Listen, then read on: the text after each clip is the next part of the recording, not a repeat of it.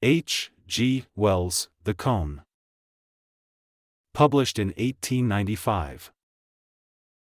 The night was hot and overcast, the sky red-rimmed with the lingering sunset of midsummer. They sat at the open window, trying to fancy the air was fresher there.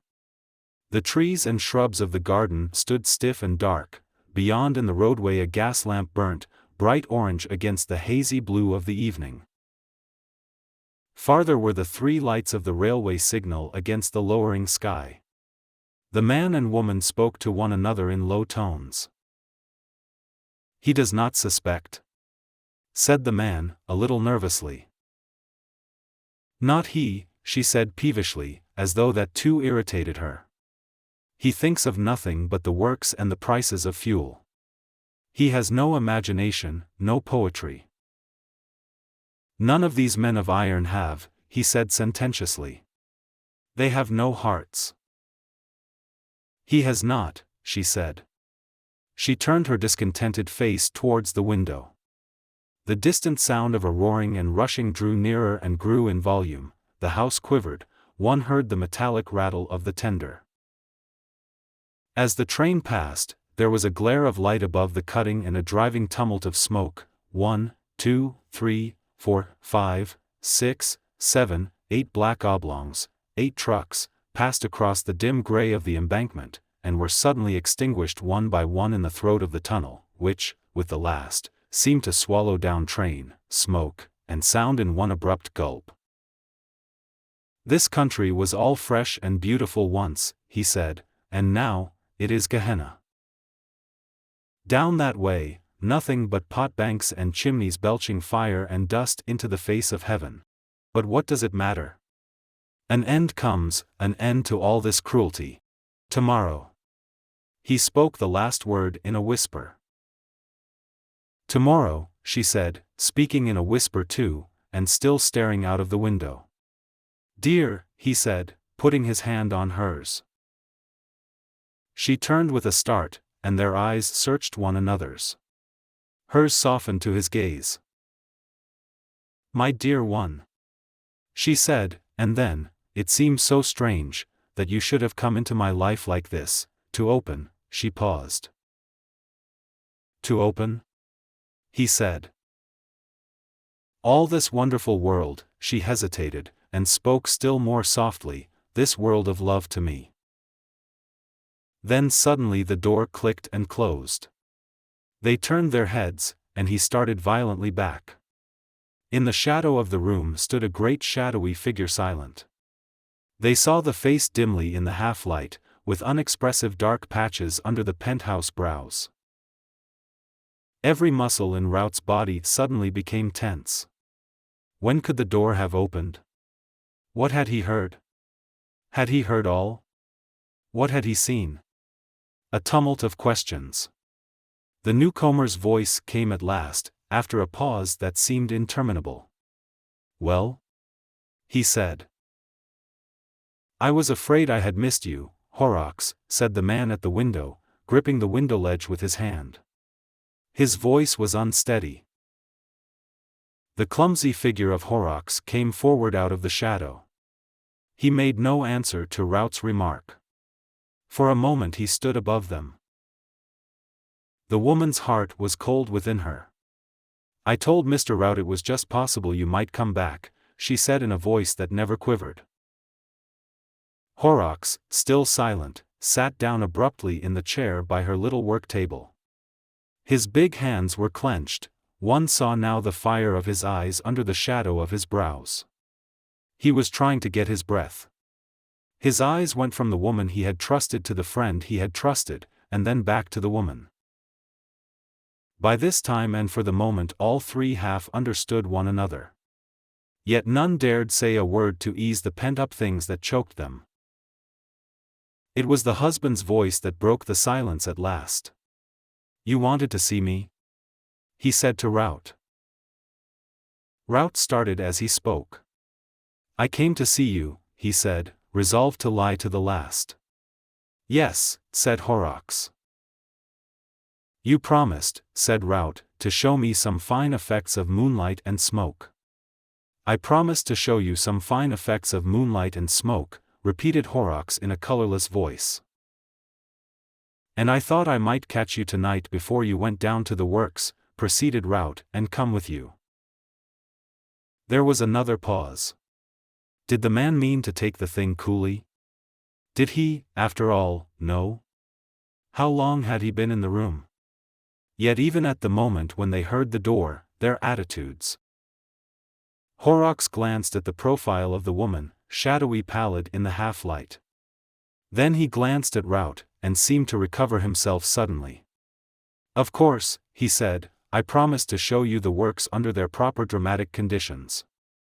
It's odd how I could have forgotten.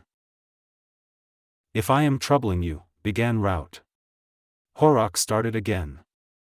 A new light had suddenly come into the sultry gloom of his eyes. Not in the least, he said. Have you been telling Mr. Raut of all these contrasts of flame and shadow you think so splendid? Said the woman, turning now to her husband for the first time, her confidence creeping back again, her voice just one half note too high, that dreadful theory of yours that machinery is beautiful, and everything else in the world ugly. I thought he would not spare you, Mr. Raut. It's his great theory, his one discovery in art. I am slow to make discoveries, said Horrocks grimly, damping her suddenly. But what I discover? He stopped. Well? She said. Nothing, and suddenly he rose to his feet. I promised to show you the works, he said to Raut, and put his big, clumsy hand on his friend's shoulder. And you are ready to go? Quite, said Raut, and stood up also. There was another pause. Each of them peered through the indistinctness of the dusk at the other two. Horrocks' hand still rested on Raut's shoulder.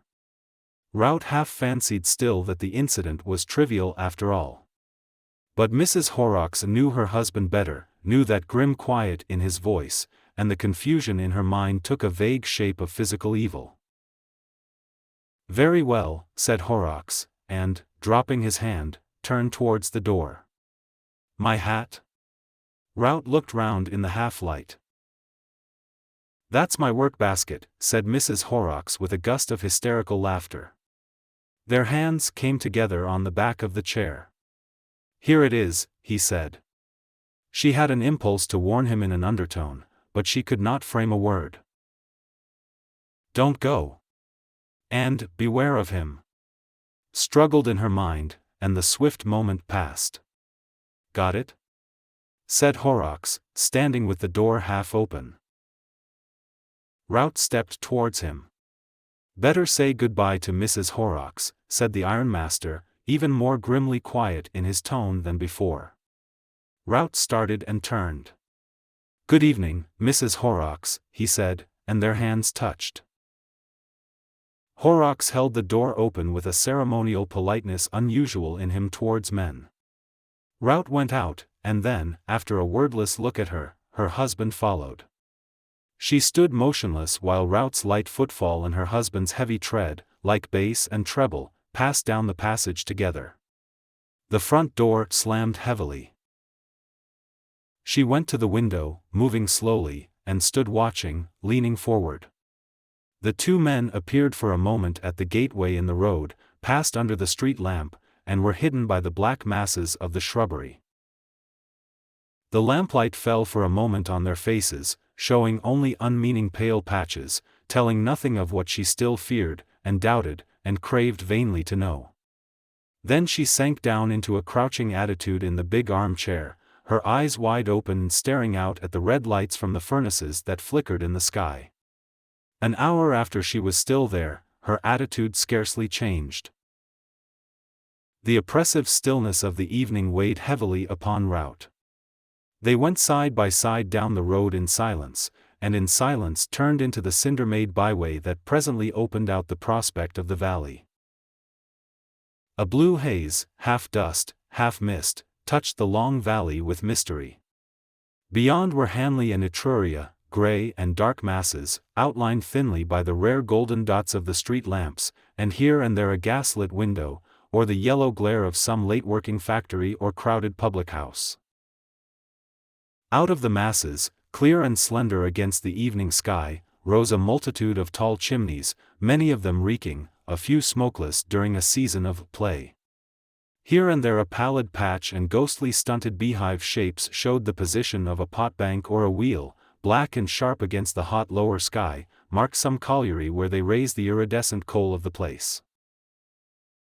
Nearer at hand was the broad stretch of railway, and half-invisible trains shunted, a steady puffing and rumbling, with every run a ringing concussion and a rhythmic series of impacts, and a passage of intermittent puffs of white steam across the further view.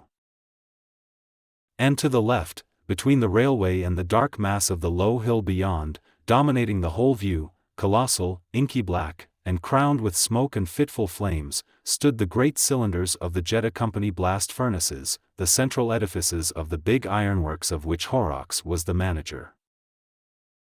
They stood heavy and threatening, full of an incessant turmoil of flames and seething molten iron, and about the feet of them rattled the rolling mills, and the steam hammer beat heavily and splashed the white iron sparks hither and thither. Even as they looked, a truckful of fuel was shot into one of the giants, and the red flames gleamed out, and a confusion of smoke and black dust came boiling upwards towards the sky. "Certainly you get some color with your furnaces," said Raut, breaking a silence that had become apprehensive.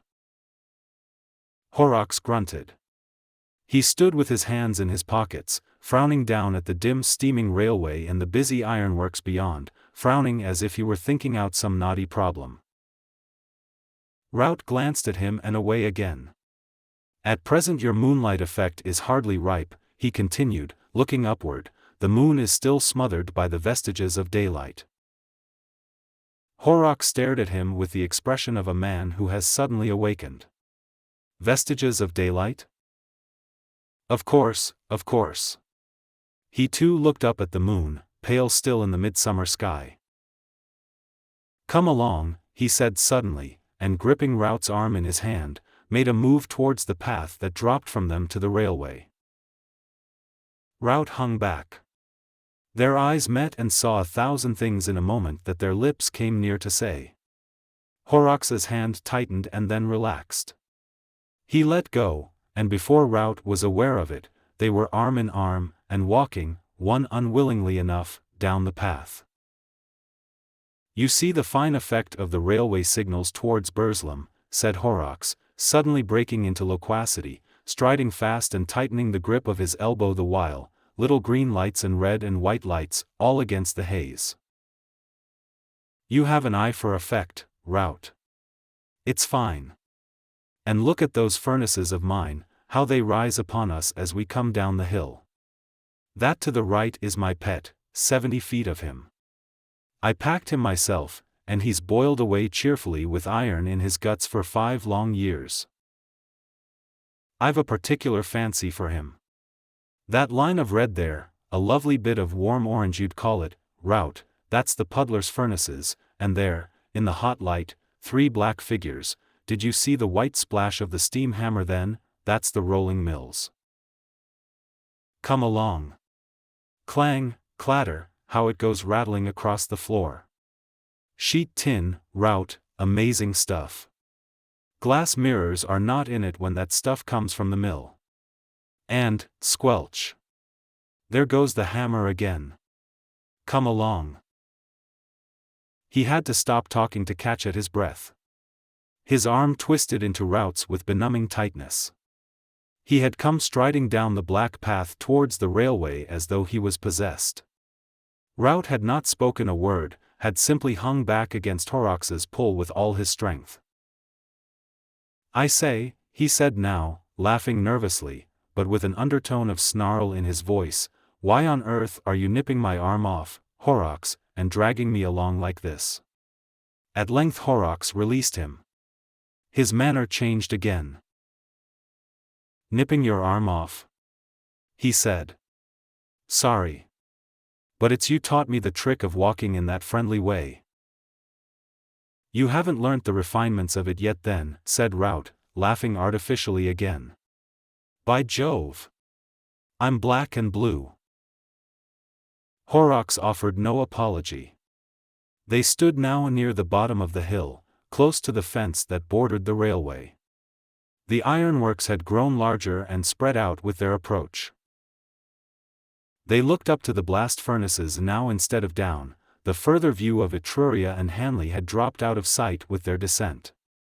Before them, by the stile, rose a notice board, bearing, still dimly visible, the words, "Beware of the trains," half hidden by splashes of coaly mud.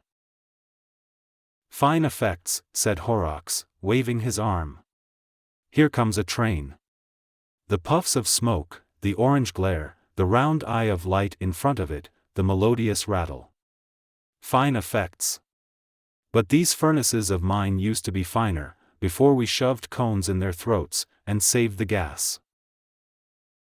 "How?" said Raut. "Cones?" "Cones, my man, cones. I'll show you one nearer. The flames used to flare out of the open throats, great, what is it, pillars of cloud by day, red and black smoke, and pillars of fire by night. Now we run it off, in pipes, and burn it to heat the blast, and the top is shut by a cone.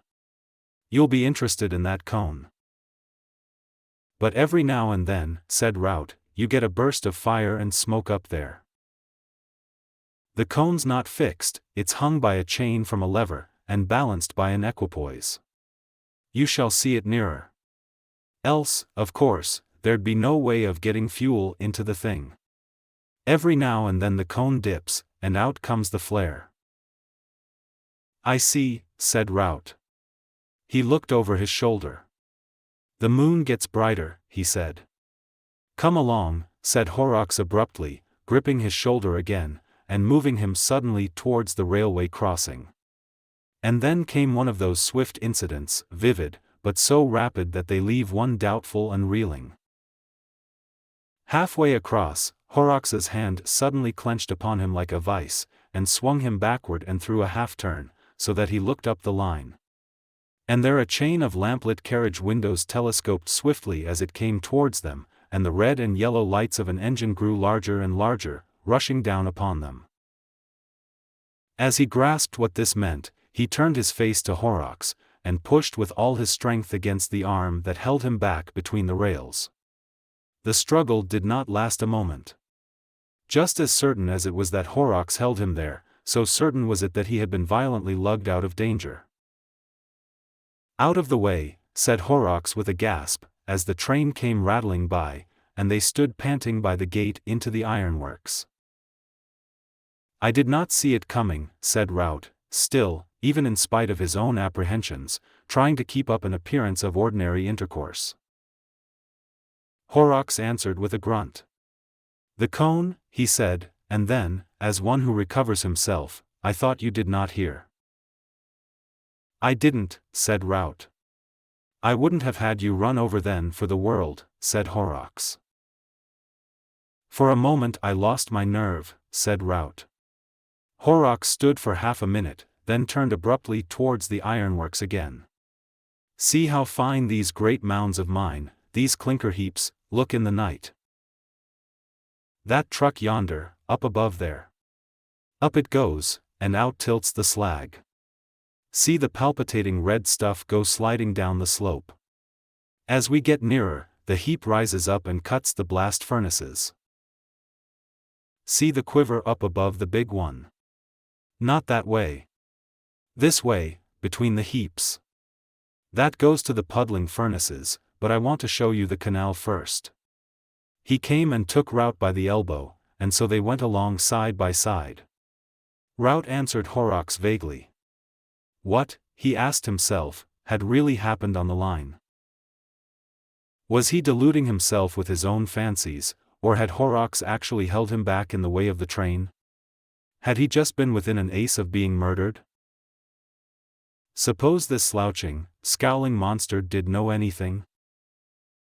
For a minute or two then Raut was really afraid for his life, but the mood passed as he reasoned with himself.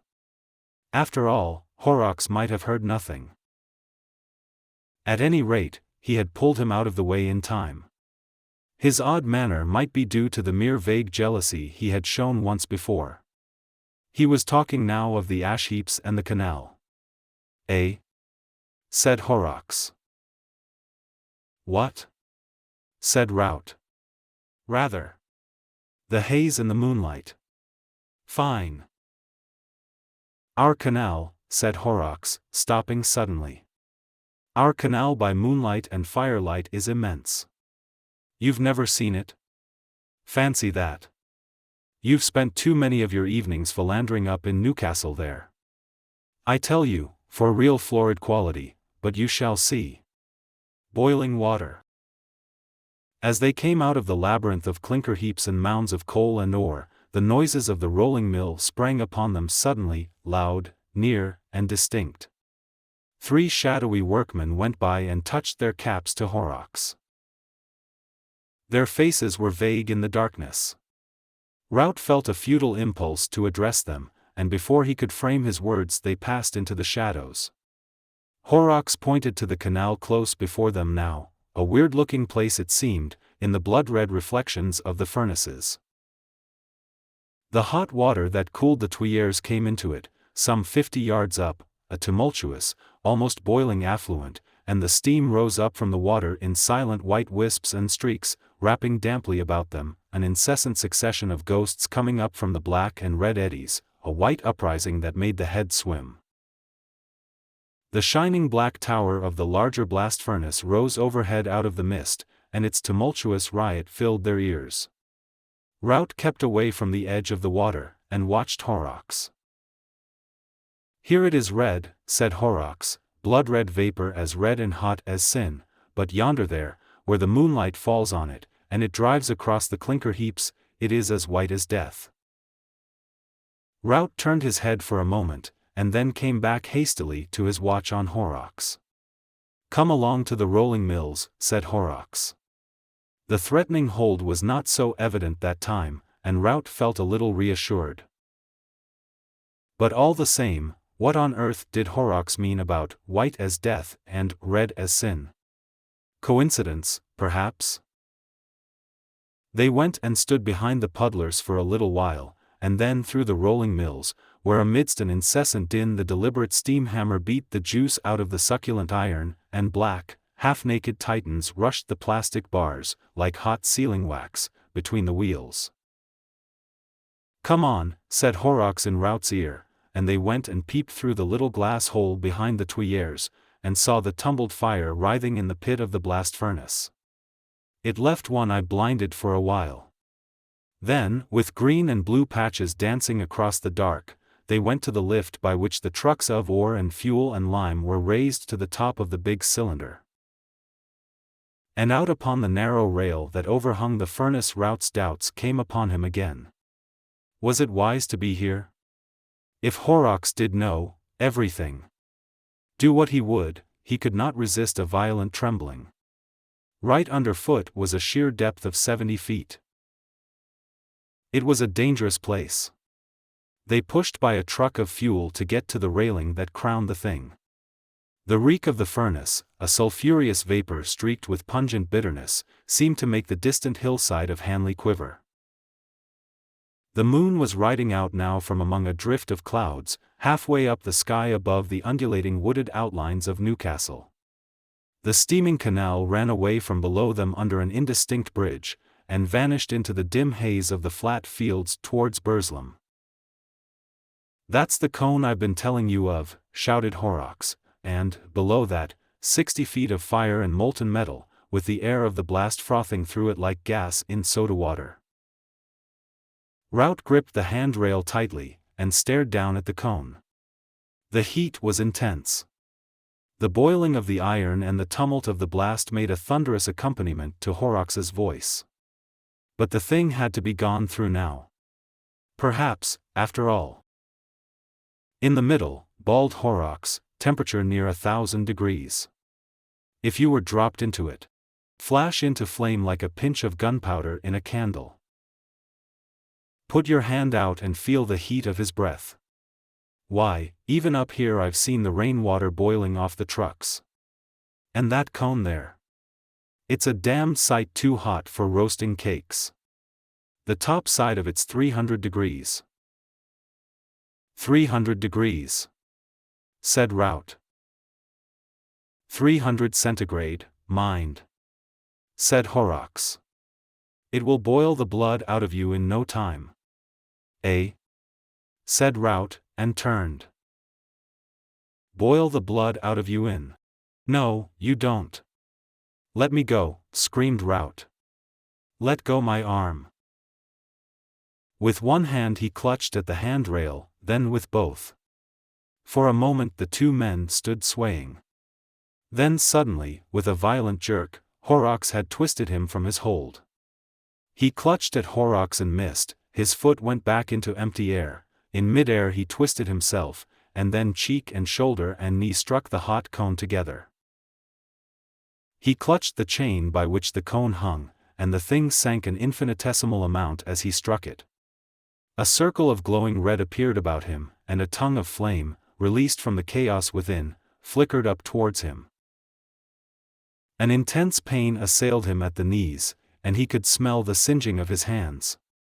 He raised himself to his feet, and tried to climb up the chain, and then something struck his head. Black and shining with the moonlight, the throat of the furnace rose about him. Horrocks, he saw, stood above him by one of the trucks of fuel on the rail. The gesticulating figure was bright and white in the moonlight, and shouting, "Fizzle, you fool! Fizzle, you hunter of women! You hot-blooded hound! Boil! Boil! Boil!" Suddenly he caught up a handful of coal out of the truck, and flung it deliberately, lump after lump, at Raut. "Horrocks!" cried Raut. "Horrocks!" He clung, crying, to the chain, pulling himself up from the burning of the cone. Each missile Horrocks flung hit him. His clothes charred and glowed, and as he struggled the cone dropped, and a rush of hot, suffocating gas whooped out and burned round him in a swift breath of flame. His human likeness departed from him. When the momentary red had passed, Horrocks saw a charred, blackened figure, its head streaked with blood, still clutching and fumbling with the chain, and writhing in agony, a cindery animal, an inhuman, monstrous creature that began a sobbing, intermittent shriek. Abruptly at the sight the ironmaster's anger passed. A deadly sickness came upon him. The heavy odor of burning flesh came drifting up to his nostrils. His sanity returned to him. "God have mercy upon me!" he cried. "O God! What have I done?" He knew the thing below him, save that it still moved and felt, was already a dead man, that the blood of the poor wretch must be boiling in his veins. An intense realization of that agony came to his mind, and overcame every other feeling. For a moment he stood irresolute, and then, turning to the truck, he hastily tilted its contents upon the struggling thing that had once been a man. The mass fell with a thud, and went radiating over the cone. With the thud the shriek ended, and a boiling confusion of smoke, dust, and flame came rushing up towards him. As it passed, he saw the cone clear again. Then he staggered back, and stood trembling, clinging to the rail with both hands. His lips moved, but no words came to them. Down below was the sound of voices and running steps. The clangor of rolling in the shed ceased abruptly.